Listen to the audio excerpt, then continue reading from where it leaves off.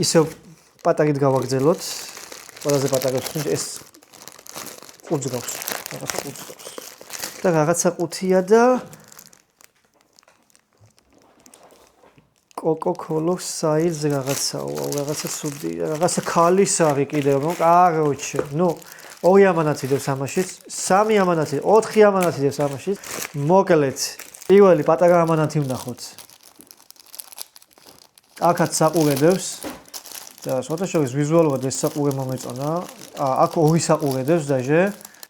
ერთი ესეთია. თუ კარგად გამოჩნდება. ესეთია.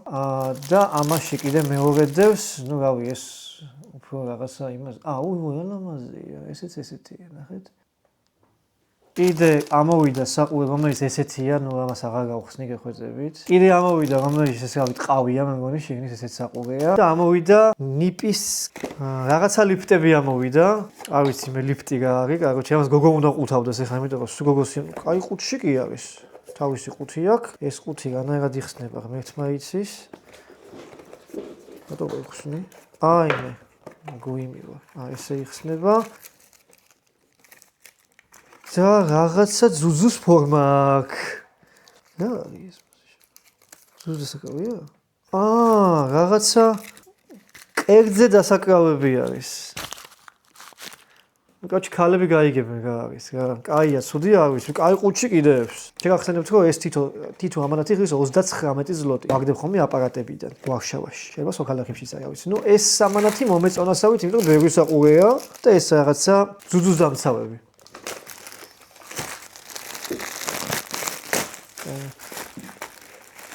ნახოთ რაღაცა ტრუსიკს გავს. ესეც გოგოს რაღაცაა, ნუ კაროჩე, იმენა დღეს გოგოების ისა მაქვს. მეა, კაკას გოგოა ხარ შენია, მოდი. ეს რაღაცა ბოდე. აქ რაღაცეები აქვს. რაღაცა მაშინ ლიფები აქვს, თუ რა ვიცი, გოგოებს ესოდინებათ რაღაცა აქვს. ნუ კაროჩე, ხარისხს ვერ გეტყვით, ნუ გოგოს რაღაცას მე ვერ შევაფასებ. რა ხმა გამოუშვი, აგინოდო. ეს არის ერთი სიტყვით, თუ ესე უნდა მეჭიროს, ხო?